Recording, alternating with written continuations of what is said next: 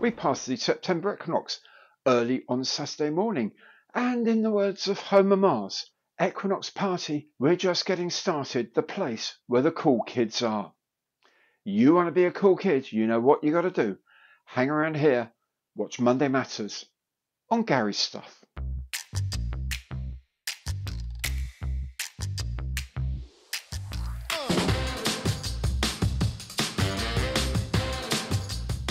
Hello there, I'm Gary. Welcome to my channel. Welcome back if you've been here before. Today, indeed, is Monday Matters. As usual, I'll be having a look at the news of the week. I'll be having a look at what I've been up to on my bench.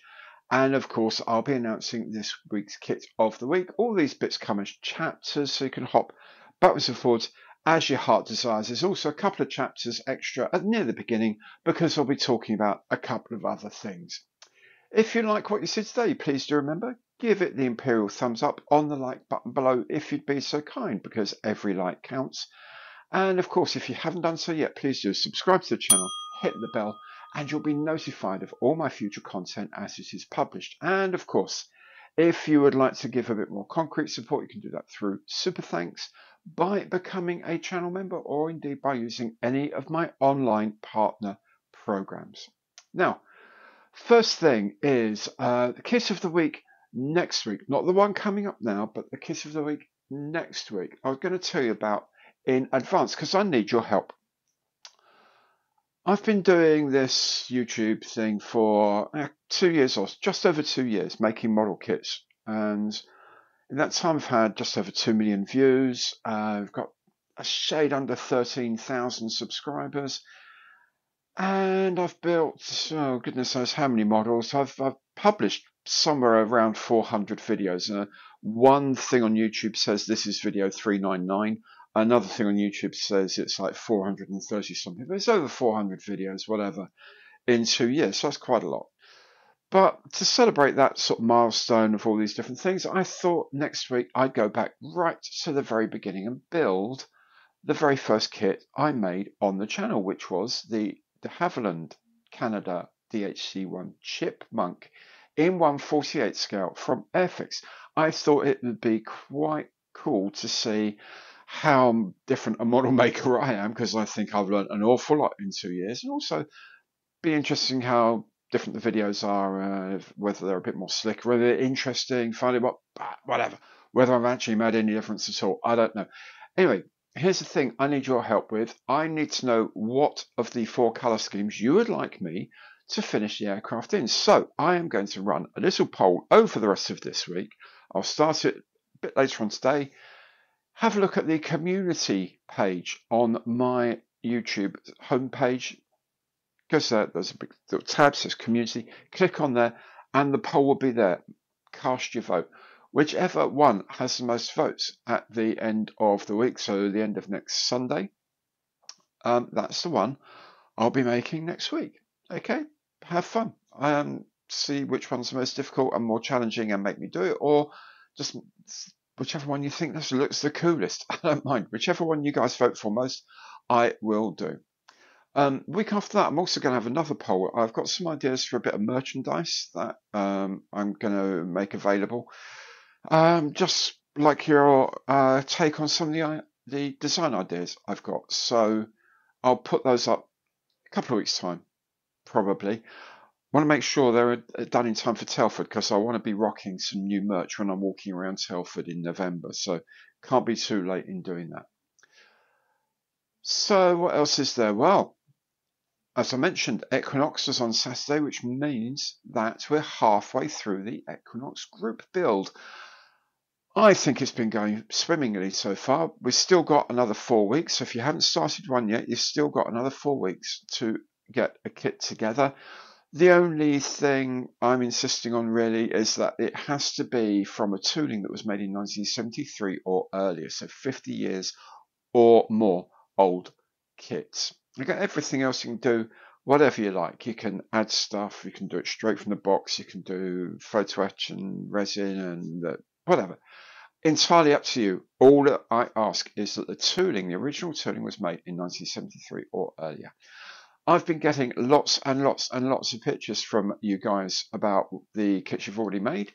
I've picked a random selection of some of them, and here they are. Enjoy.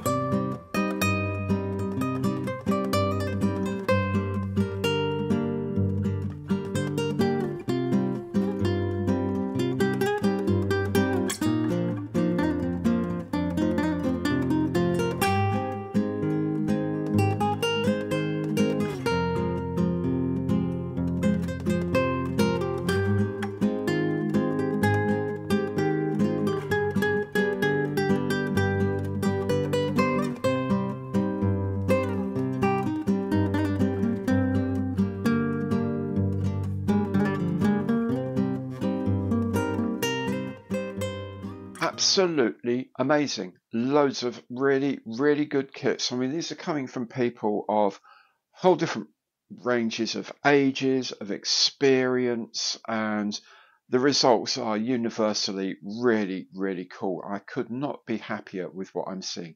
Now, if you're making a kit, if you made a kit right and you haven't done so yet, please do send me the photos either through the Facebook group at Gary's Friends Stuff.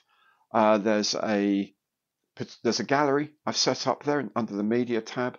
There's a gallery. Go to the Equinox group build gallery. You can add your photos there. If you add photos there, please do remember to tag your name into them so I know who sent them in. Otherwise, I can't put your name on the screen when I'm showing everyone what a great job you did.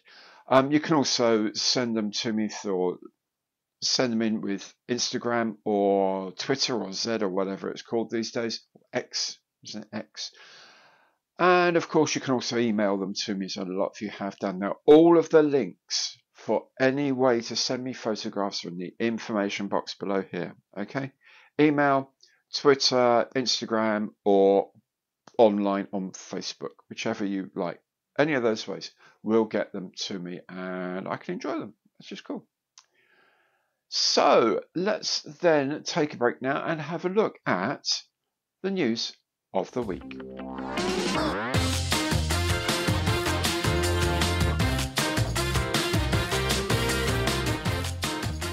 Interesting news from Ukraine is that a new startup, Rush Model Kits, has marketed their first product. This is an Ilyushin 62 airliner in 1/144th scale. In fact, it's the 2015 ICM kit with new decals by Decograph. Established by model maker Ruslan Shilov, Rush Model Kits plans are for new tooled models, currently a training aircraft and a helicopter, both in 1/48 scale and with decals by Cartograph, so obviously aiming at the higher end of the market. I'll let you know as soon as I hear more from them. In the meantime, DBMK has released a couple of visuals of their upcoming F11F in 1/48 scale. I love the work on the engine exhausts here. Release date sometime well into 2024. They've also shown a made-up example of the resin test of their 1/32nd scale de Havilland Hornet. Quite the beast it is, around 42 centimeters or 16.5 inches in span. The completed test build will be displayed at Telford if you are going to be there. BRENGUN has announced a new toolkit of the L13 SE motor glider in 1/48 scale. This is a derivative of the hugely popular two-seat Blarnick glider. Hobby 2000 is releasing two kits of the Focke-Wulf FW190D9 in 1/32nd scale.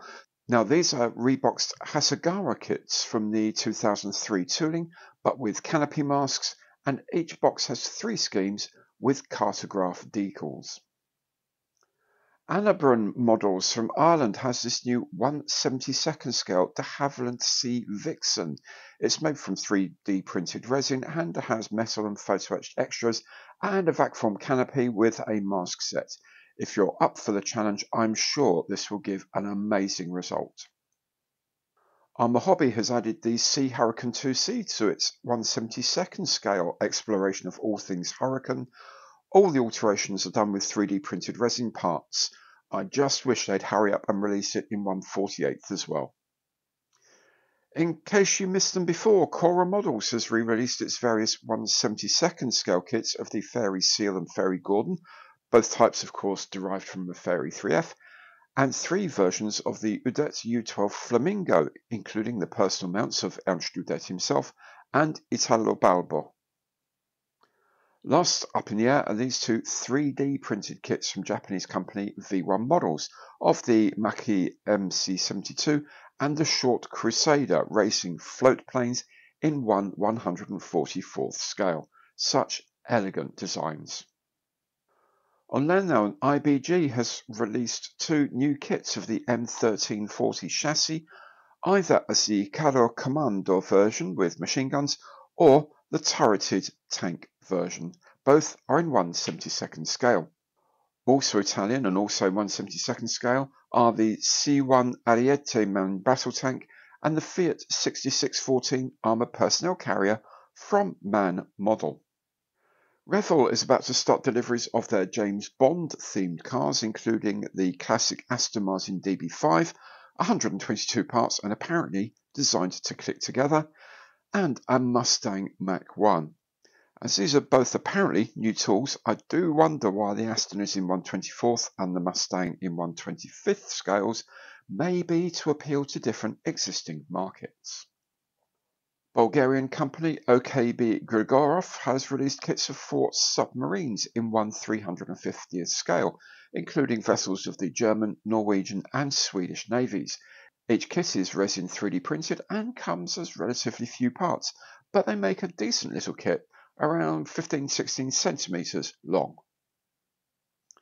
ZIMI has a new tooled kit of the quad 40mm Bofors anti-aircraft gun position as used by the US Navy in 1/35th scale, while SNOWMAN Model has released this 1/72nd scale kit of the twin 5-inch 38 caliber Mark 38 turret. And finally, for a walk on the wild side, you could go for this 1/8 scale kit of the Tom Daniel King Chopper 2, moulded in purple and chromed plastic, or even go for the reissue of the classic Aurora 1/8 scale mummy from 1963, now with glow-in-the-dark plastic. Just don't let you give it nightmares. That purple really isn't as bad as it looks.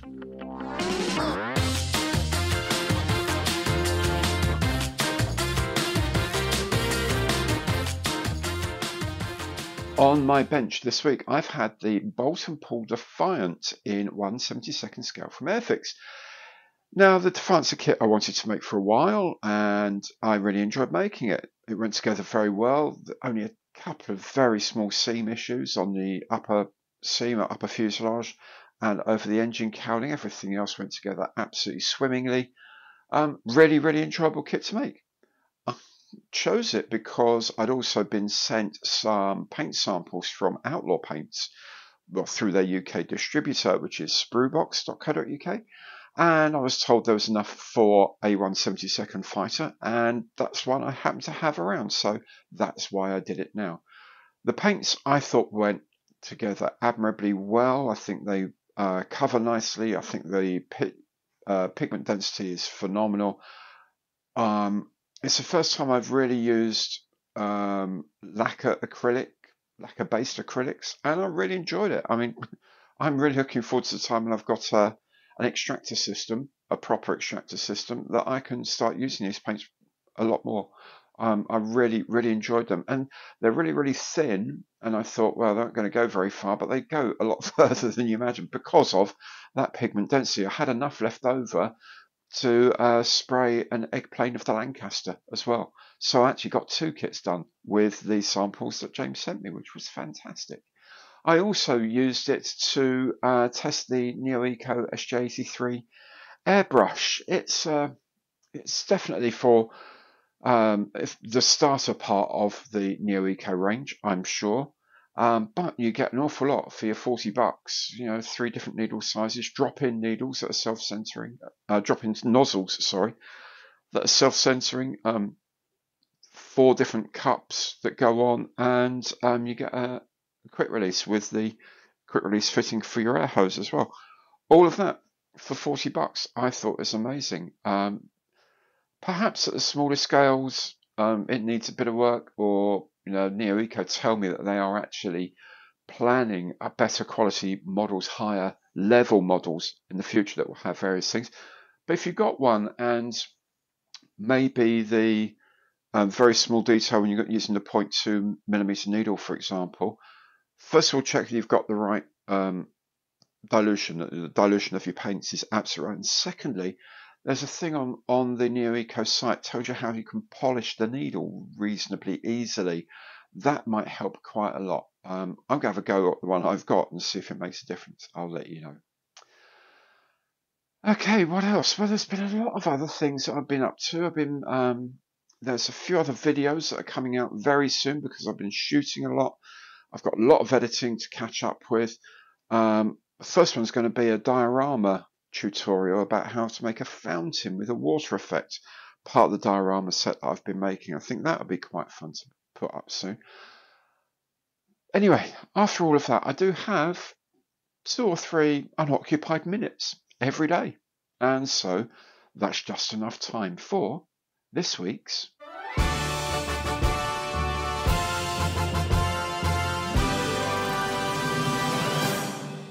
Kit of the Week. And this week's Kit of the Week is going to be the Arado E555 bomber from REVELL in 1/72 scale. And as usual, there'll be a box opening.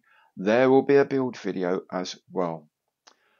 How are you going to know when everything comes out? Best way to do it, subscribe to the channel, hit the bell, and you'll be notified of all my future content as it is published. And of course, anything you like, please give it the imperial thumbs up on the like button below, because every like counts. Well, I hope you've enjoyed this show. I hope you come back for more. Do come back for the Kit of the Week and all the other videos that are coming up soon. And I will see you then. Take very good care. Goodbye.